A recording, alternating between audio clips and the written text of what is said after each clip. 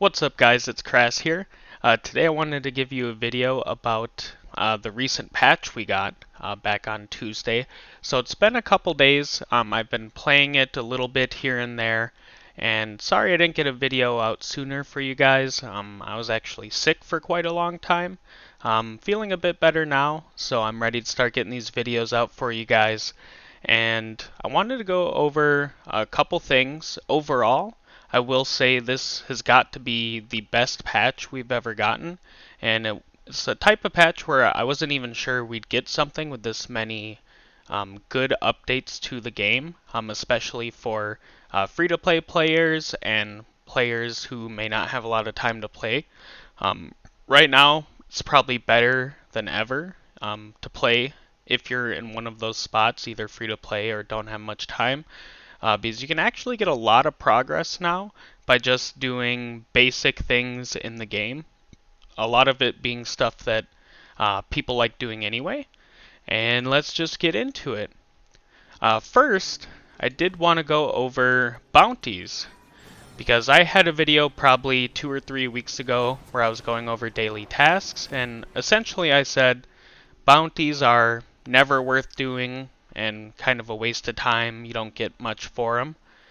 I'm still testing them, but so far I've done 8 bounties each day since the patch, and on my first bounty turn-in, so the first set of 4, I have gotten a legendary every time. So either I've been more on the lucky side, or that was changed to, it seems like 1 legendary per day.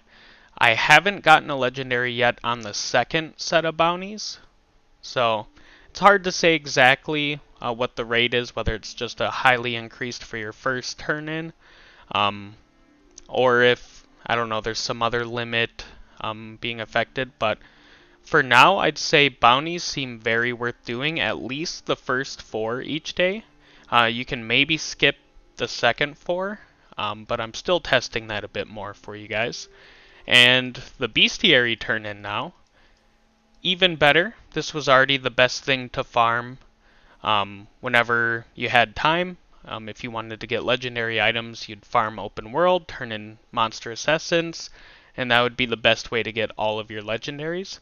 And the first turn in having a guaranteed legendary is amazing as well, because then, since bounties seem to be worth doing now, after you do your bounty sets, your hidden lair, you'll probably already have 10 monstrous essence, or you might be close to where you just go farm for like 5 minutes, turn in a bestiary, and then even then, farming is still really good too, for getting the monstrous essence for additional legendaries, but for sure, I'd say try to get 1 turn in per day for that guaranteed legendary, because any type of guaranteed items that you can get each day, especially for small amounts of time, like while you're doing that, you might even run into an Ancient Elite and get that guaranteed legendary.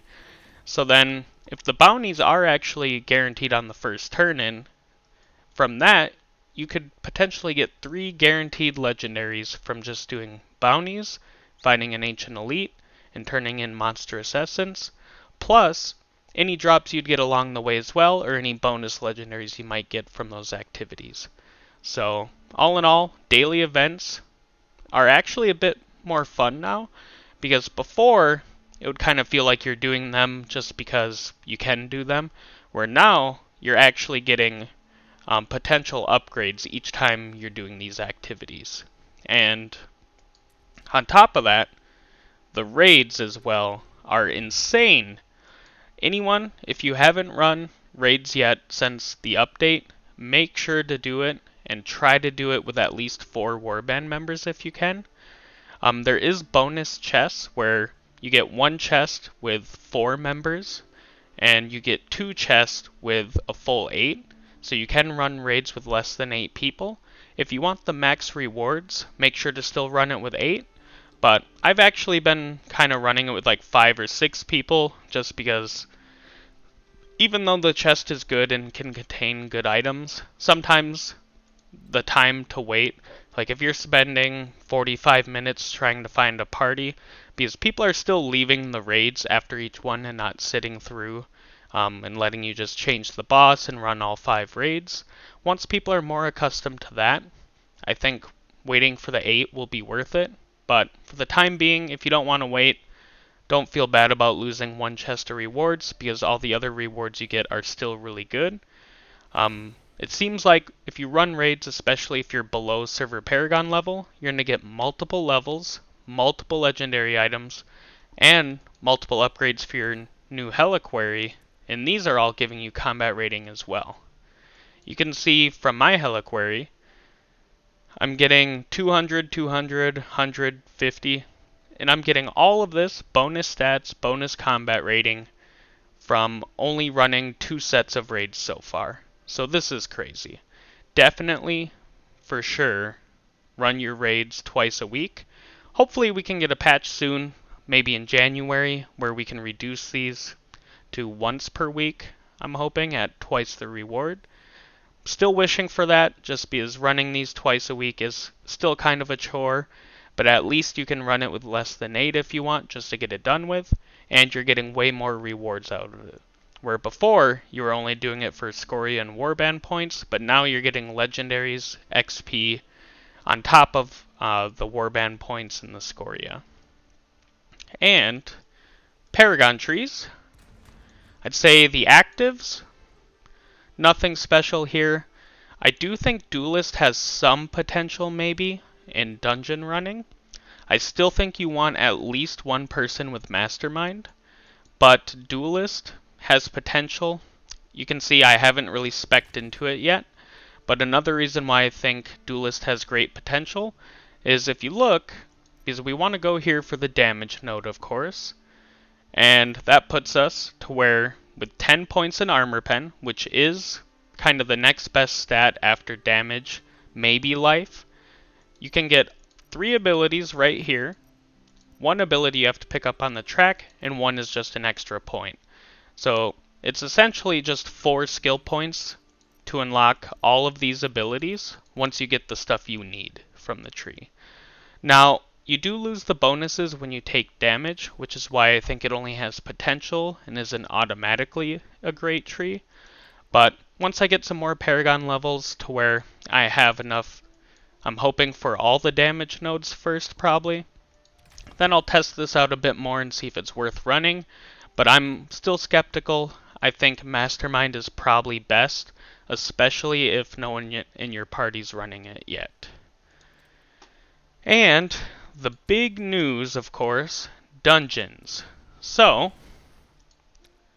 dungeons, we now get this random set item after 3 of any dungeon, and it does stack with your daily rewards, so if you don't complete it, it can stack to up to 3 days worth, where you could run 9 dungeons and get 3 guaranteed random set items. This change is great, but it's not as great as I'd hoped, in that the item you get appears to be completely random, where it's not based on which dungeons you were running, or based on any like sets you might already have. And I remember seeing something in the Chinese patch notes about being able to like 1-for-1 trade your set item. Either I can't figure it out, or that change didn't actually come into the game, so maybe a future change. So a lot of the times this random set item, unless you get like a really good like triple piece maybe that you want to save for CR, it's more of just like a free wisp after 3 dungeons, which is still good. That means over time you can, if you have limited time to play, you can just run 3 dungeons a day, and eventually you'll have enough wisps to craft the set items you're looking for, on top of any drops you might get along the way. And the blacksmith, there's now a blacksmith at the end of every dungeon run, and that change, that couldn't have come soon enough. Like, I've been hoping for that for a long time, because typically when I would run dungeons, I wouldn't even pick up the normal white items, just because it was kind of a hassle to have to go back to the blacksmith every 2 or 3 runs, depending on your dungeon. However, now you can just freely pick up all items, and then every couple runs salvage. I'd say try not to salvage after every run, because that just is kind of a waste of time and unnecessary. So keep that in mind. And One big thing I really wanted to touch on though is I haven't seen anyone really mention this, like maybe lightly mention the fact that it changed, but you can see now when you're over the CR, there is a difference where at the maximum, we're only getting 10% damage increase, 9% damage decrease. And this is for all activities, so including Elder Rifts, dungeons, open world, everything. We are getting less of a damage bonus and less of a damage decrease on us. And I will say that affects free-to-play players a lot in my experience. I've noticed ever since this change that, especially in combination with dungeons, now appear to have a lot more elites. Like, I know there was the note about ancient elites having a chance to spawn now in dungeons, and surprisingly, I haven't seen one yet, but I've noticed way more blue and yellow elites as well in runs. So for something like Temple of Namari or Forgotten Tower, where you have to kill all of the mobs to progress the dungeon, I've noticed that has increased the dungeon runtime quite a bit, and there were no changes to the actual dungeon drop rates at the end. So certain dungeons like Temple of Namari, Mad King's Breach in a way, Forgotten Tower, anything where you have to clear a lot of mobs to progress constantly throughout the dungeon. On top of the penalty now to the CR, that means you're taking a lot more damage. Like in some of those dungeons I've noticed I kind of have to use my health potion every time it's off cooldown and kind of play more careful. Where before, if you were way above the CR threshold, you could kind of just tank the whole room and face roll it. But now, having increased damage taken, longer time to kill, more elites, it's kind of compounding in a way where certain dungeons might take a little bit longer to run. You have to pay a bit more attention to not die. And I have noticed that as kind of a big nerf to free-to-play, since we don't have all of the resonance that other players have in order to kind of tank free damage and deal a lot of bonus damage. So losing out on one of the easiest ways for free-to-play players to increase their damage and survivability has kind of taken a hit. And I'd say for the time being, if you can, maybe try to avoid some of those dungeons like Temple of Namari, unless you don't mind the slightly added difficulty and time to run the dungeon. But just overall, I'd say I don't like that aspect a lot, and it's not talked about, but I think it is kind of a big penalty that hopefully we get some form of addressing to, but I don't foresee that much coming. And overall, just, yeah, it's a great patch. I just don't like that slight nerf we had to our damage and survivability.